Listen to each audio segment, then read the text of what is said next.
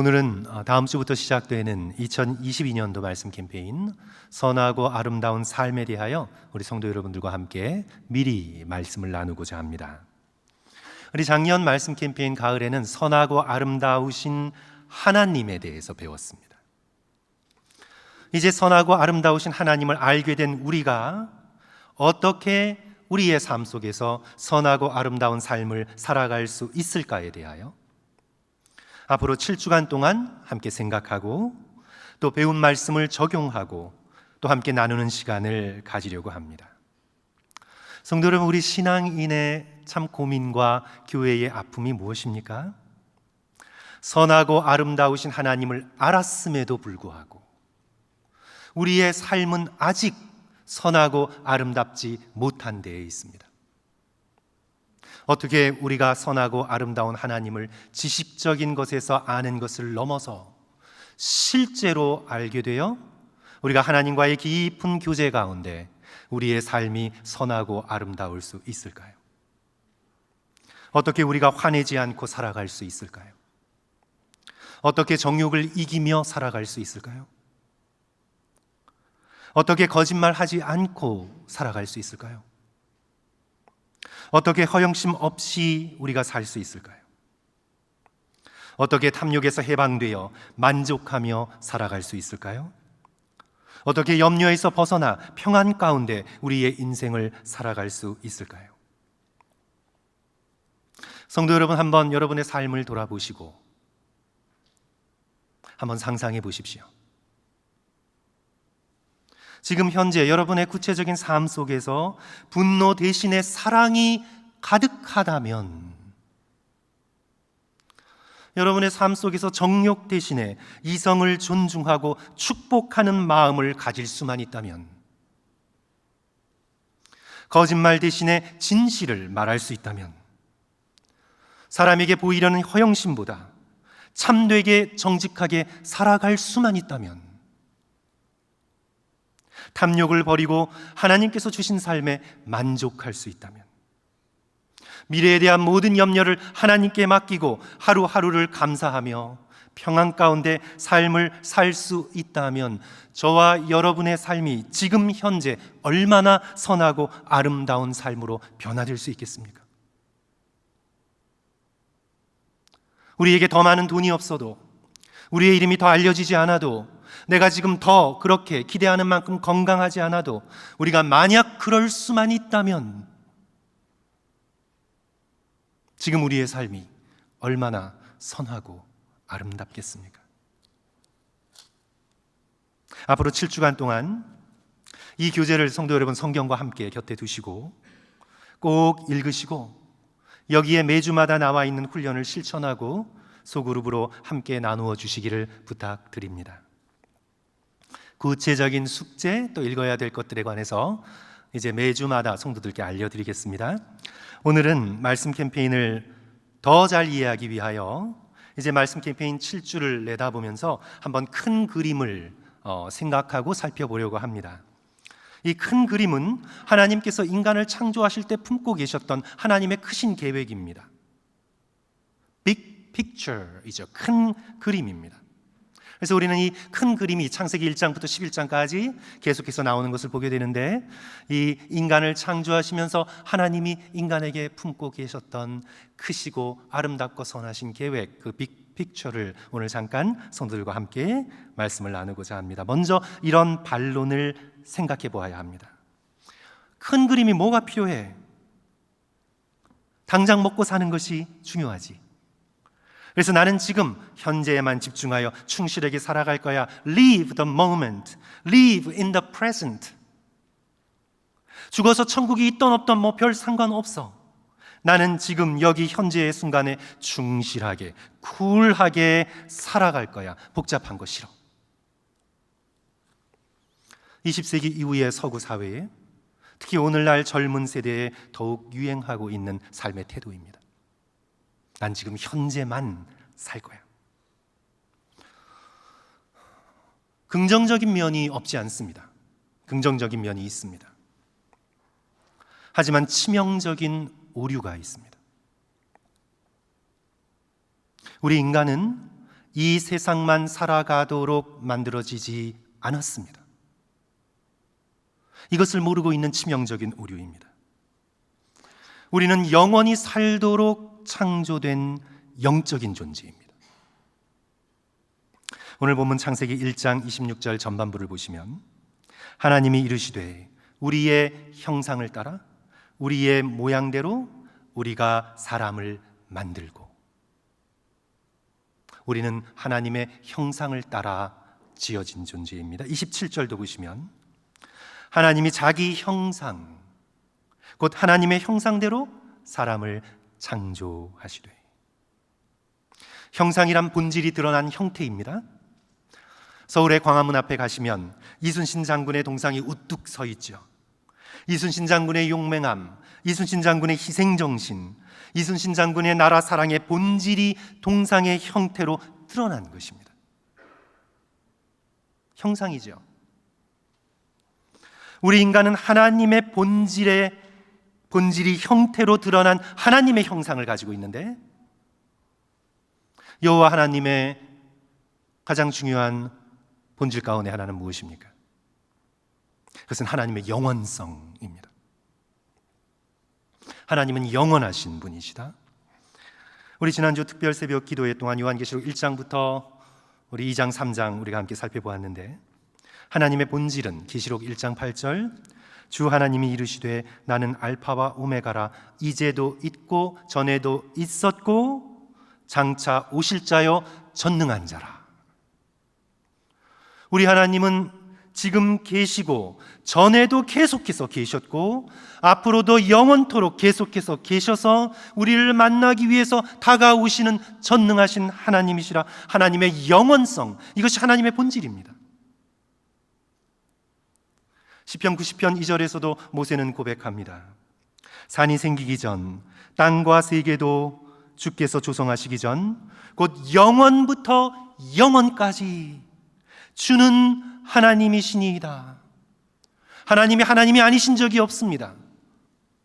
영원부터 영원까지 주는 하나님이십니다. 이 영원하신 하나님의 본질이 인간에게 형상으로 선물로 주어졌습니다. 영원성이라는 형상이 도장처럼 인간 존재에 찍혔습니다. 그러므로 이 말은 굉장히 들리기에는 쿨하고 멋있는 말처럼 들리지만 굉장히 무책임한 말입니다. 성도 여러분, 나 다른 거 몰라. 나는 이 세상에 집중하여 지금 현재만 살아갈 거야. 하나님이 창조하셨는지, 우리가 원숭이에서 진화되었는지, 그 복잡한 거 몰라. 죽어서 천국이 있는지 없든지, 난 몰라. 나는 지금 현재만 청실하게 살아갈 거야. 아주 무책임한 말입니다. 우리는 영원히 살아갈 영적인 존재입니다. 지금 우리가 살고 있는 이 세상은 하나님의 나라, 영원한 천국으로 이어져 있습니다. 오늘 우리는 영원한 천국으로 가는 길 위에 있습니다. 오늘 우리는 길 위에 있는 존재입니다. 이것이 우리의 집이 아닙니다. 우리는 천국을 향해 길 위에 걸어가고 있는 존재입니다. 여러분이 원웨이 티켓을 끊으셔서, 편도 티켓을 끊으셔서 돌아올 의도 없이 비행기를 타고 다른 나라, 다른 도시로 이주하여 지금 가고 있다고 한번 상상해 보십시오. 나는 비행기 타는 것만 생각할 거야. 비행기만 타고 있을 거야. 나머지 상관없어. 난 여기서 주는 건 먹고 여기서 볼 수 있는 영화만 볼 거야. 이것은 어린 아이들이 생각하는 것입니다. 아직 현실이 무엇인지를 모르는 청소년 시대 때나 할 수 있는 무책임한 생각입니다. 이제 곧 비행기에서 내려야 합니다. 내가 살고 있는 도시, 내가 살고자 하는 도시가 이제 현실이 되어 다가옵니다. 그래서 미리 생각하고 계획을 세워야 합니다. 오늘 우리는 이 땅만 살아가지 않습니다. 어머니의 태 속에 들어있는 태아라고 한번 생각해 보십시오. 난 뱃속에만 있을 거야. 나머진 몰라. 여기가 편하고 좋아. 난 이곳만 생각할 거야. 어리석습니다. 어리석을 뿐만 아니라 그러면 죽음입니다. 몇 달 있으면 반드시 세상으로 나와야 합니다. 뱃속은 준비하는 기간입니다. 나가서 눈 뜨고 볼 준비를 해야 합니다. 허파로 숨을 쉴 준비를 미리 해나가야 합니다. 걸을 필요 없지만 두 발로 나가서 걸을 준비를 뱃속에서 해나가야 합니다. 뱃속에 있으면서 당연히 바깥 세상을 준비해야만 합니다.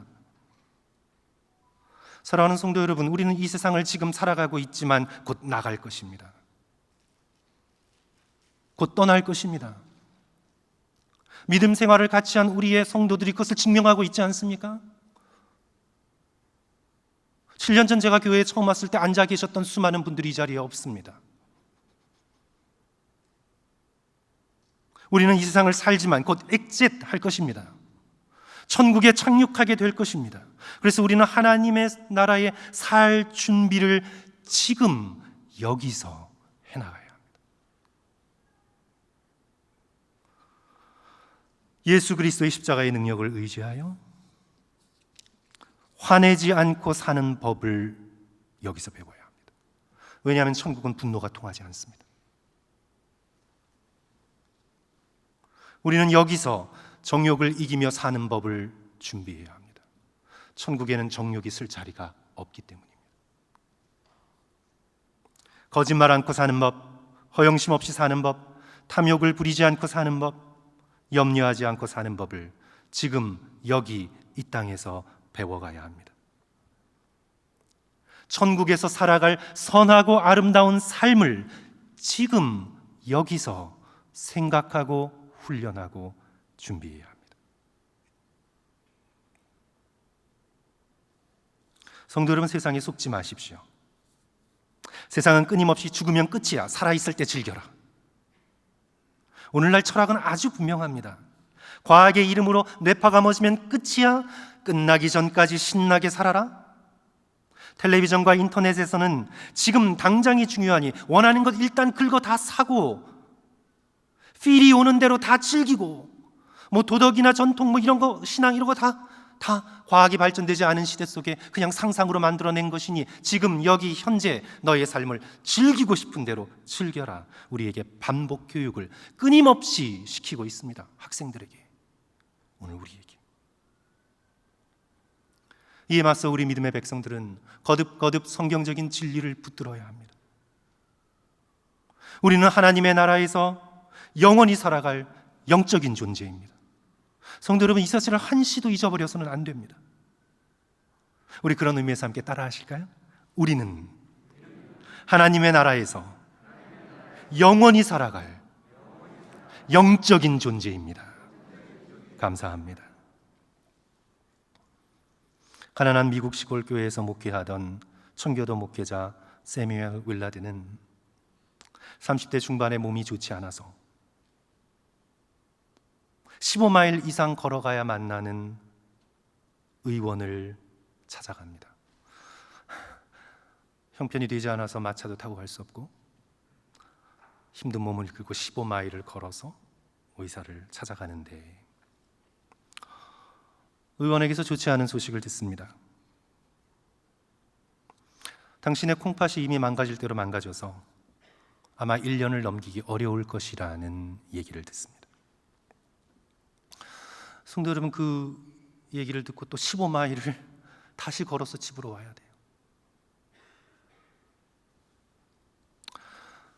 그는 다시 15마일을 걸어서 집으로 돌아오면서 시편 23편의 말씀을 붙들고 묵상하며 걷습니다.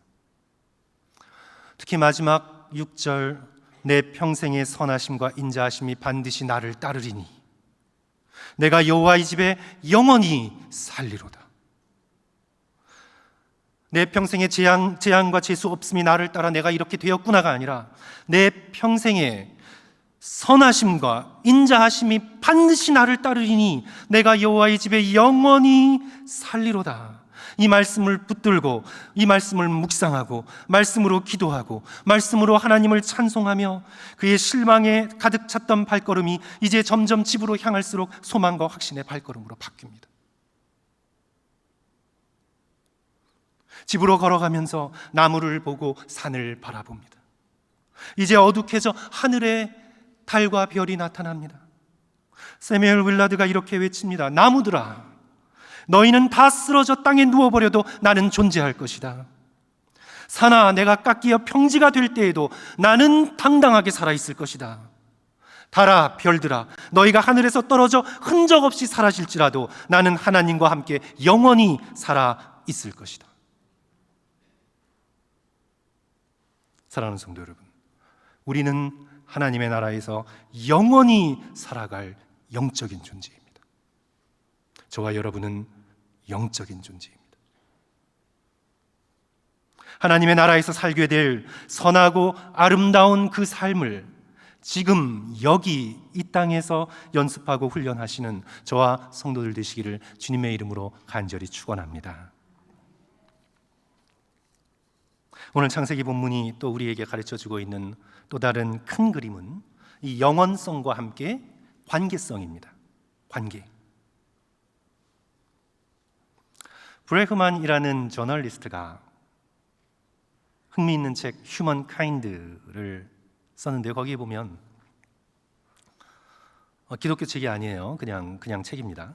거기에 보면 이제 동물의 눈하고 인간의 눈을 비교했는데 되게 흥미로워요. 동물은 흰자가 있긴 있는데 뒤로 대부분 감춰져 있지 드러나지가 않아요. 많이 드러나지가 않아요. 그래서 눈을 보면 흰자위가 거의 없어서 이게 눈동자로 꽉 차 있는 느낌이에요. 예외적인 동물이 있겠지만 대부분의 동물이 그래요.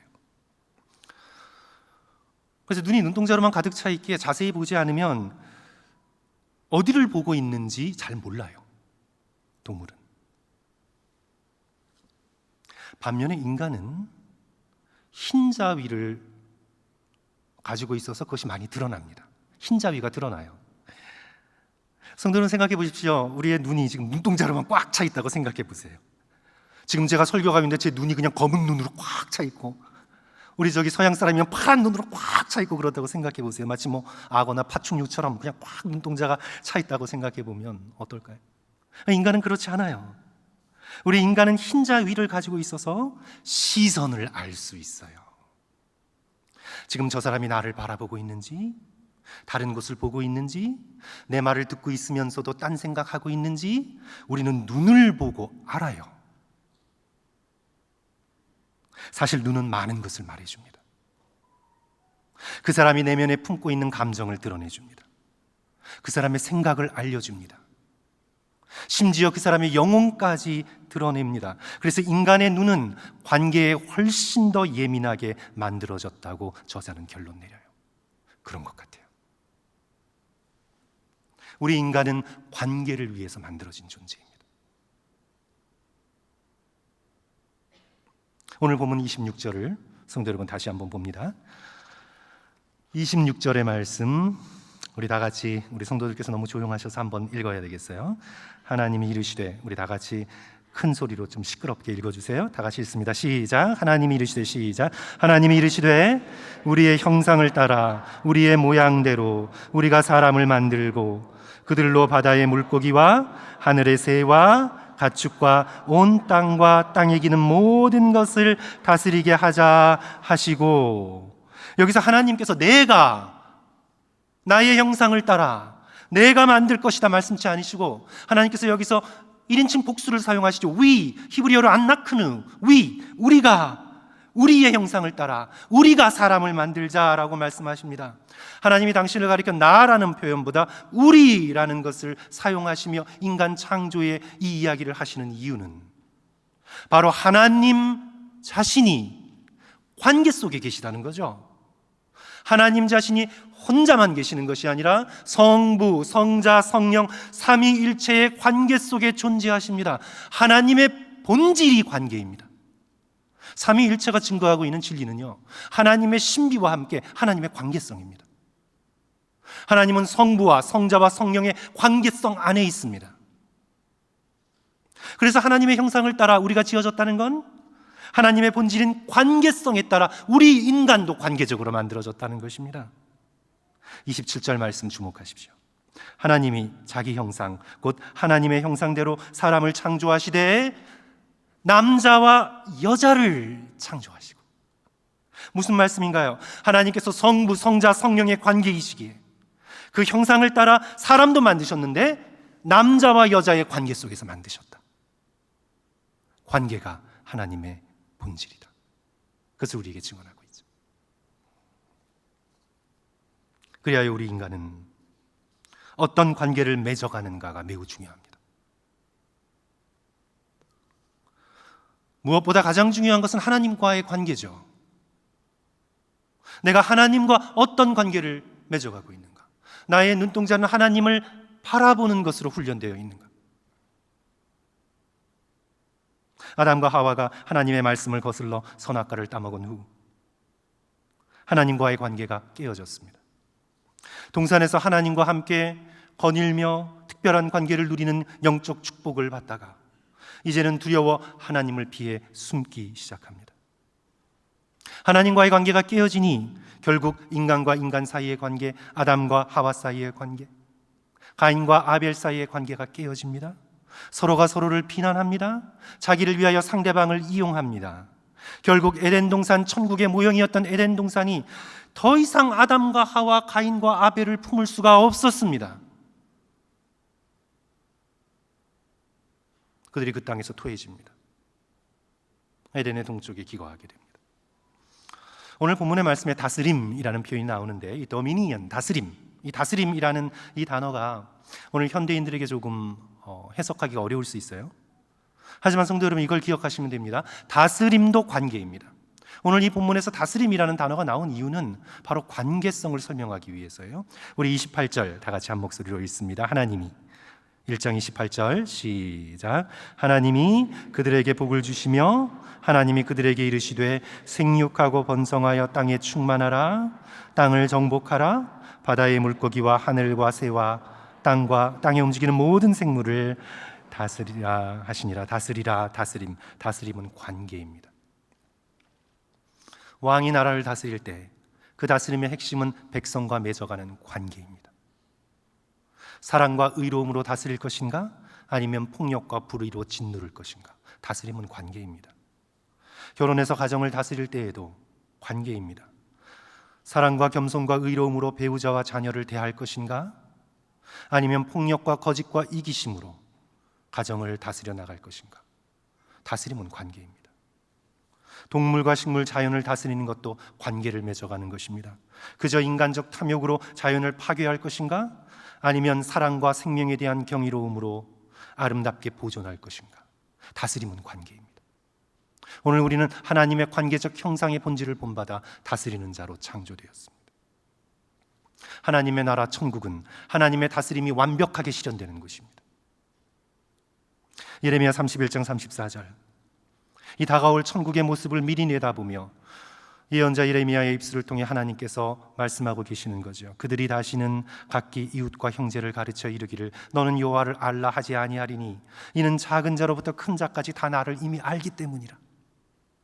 내가 그들의 악행을 사하고 다시는 그 죄를 기억하지 아니하리라. 여호와의 말씀이니라. 그래서 천국에서는 저 같은 사람이 필요 없어요. 하나님을 다 알 것이기 때문입니다. 제가 더 이상 예배드려라, 성경 공부해라, 기도해라, 소그룹해라 뭐 이렇게 설교할 필요가 없어요. 이미 모두가 하나님을 다 알게 될 것이기 때문입니다. 그래서 저는 확실히 천국에서는 실업자예요. 다 알게 될 것이에요.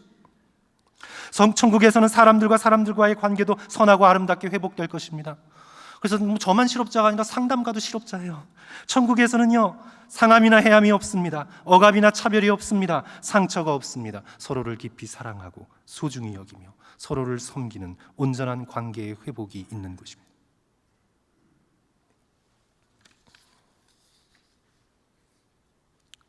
그런 천국을 준비하기 위해서는 우리가 그런 천국에 들어가 그 천국을 천국으로 누리기 위해서는 먼저 천국이 우리 마음속으로 들어와야 합니다. 성도 여러분, 이 사실을 잊지 말고 꼭 기억하십시오. 조지 맥도널드가 이런 표현을 썼나요? 천국에 들어가기 위해서는 천국이 먼저 우리의 마음에 들어와야 한다. 성도 여러분, 지금 나의 마음은 지옥으로 가득 차 있습니다. 지금 나의 마음은 상대방을 찌르는 날카로운 과시와 내 마음의 후회와 비탄의 쓴뿌리로 가득 차 있는데 내 마음이 지옥을 품고 외면적 환경이 천국이 되었다고 해서 내가 천국을 누릴 수 있을까요? 하나님이 우리에게 하나님의 무한하신 자비로 천국을 허락하신다고 해서 내 마음이 지옥을 품고 있는데 내가 천국에서 천국의 삶을 살아낼 수 있을까요?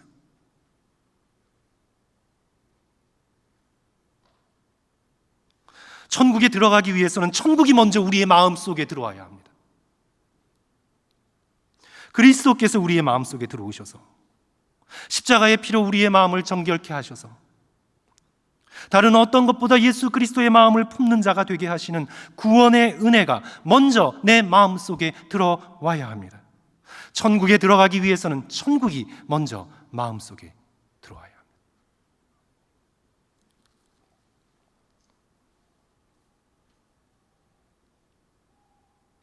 32살의 나이에 한국에 파송되어서 54, 54살 나이로 세상을 떠날 때까지 평생을 독신으로 살면서 가난한 자를 돌보고 특별히 조선의 한국의 간호학 발전에 혁혁한 업적을 남긴 서서평 선교사에 대해서 성도 여러분들께서 아마 들어보셨을 것으로 알고 있습니다.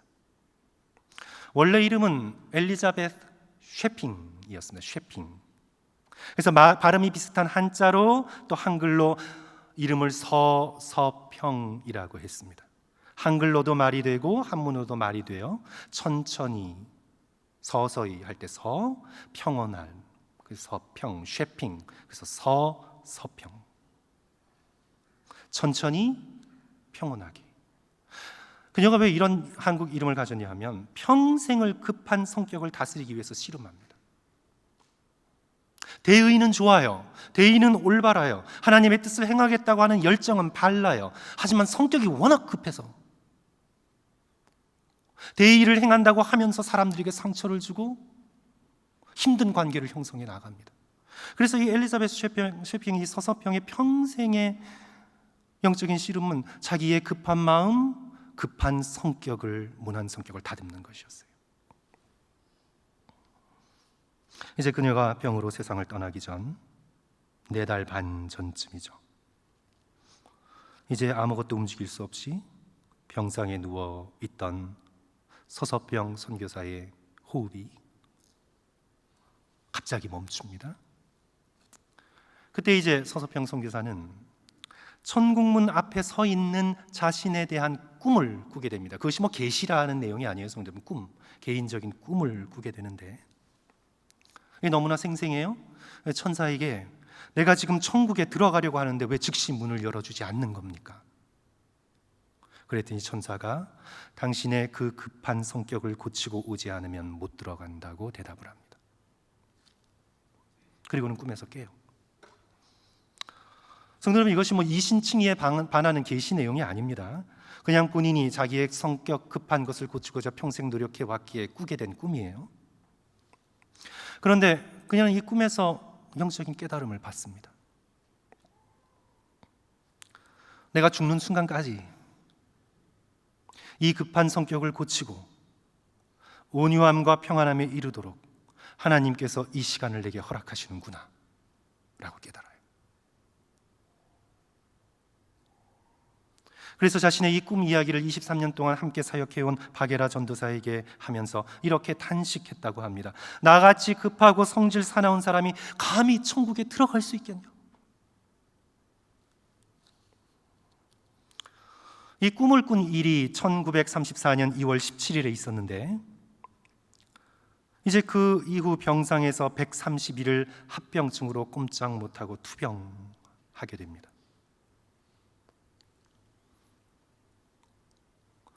우리가 인간적으로 볼 때는 가장 무력하고 왜 하나님이 빨리 데려가시지 않지? 평생을 하나님을 위해 일했는데 왜 저런 고통을 허락하시지?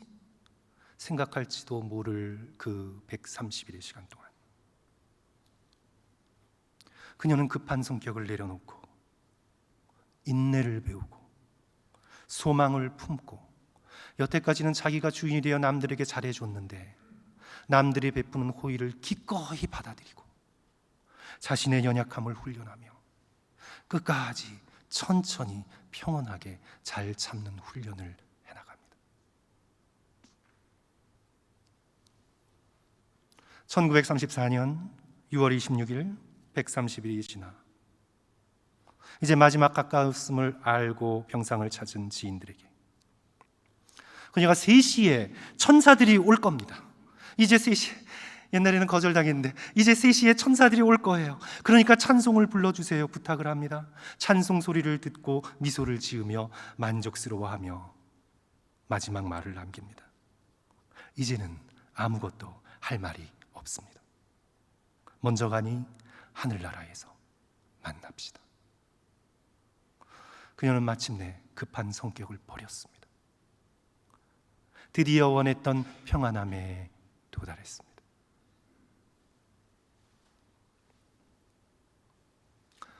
사랑하는 성도 여러분, 우리는 죽는 순간까지 즐기는 것이 아니라 우리는 죽는 순간까지 천국을 준비해야 합니다. 예수 그리스도의 십자가의 공로로 우리가 구원받았음을 확신하는 동시에 우리는 천국이 우리 마음속에 들어오도록 우리는 끝까지 배우고 익혀야 합니다. 말씀 캠페인을 통해 화내지 않고 사는 법을 지금 여기서 배워나갑시다. 정욕을 이기며 사는 법을 지금 이 땅에서 배워나갑시다. 거짓말하지 않고 진리를 말하는 법을 지금 여기서부터 배워나갑시다. 사람 바라보고 그럴듯하게 보이는 내 인생, 허영심 없이 겸손하게 정직하게 사는 법을 배워나갑시다. 탐욕 부리지 않고 사는 법을 배우고 염려하지 않고 사는 법을 지금 여기 이 땅에서 배워나갑시다. 성도 여러분, 영원한 천국을 준비하며 우리가 앞으로 누리게 될 아름답고 선한 삶을 지금 여기 이 땅에서 배워나가시는 저와 성도들 되시기를 주님의 이름으로 간절히 축원합니다.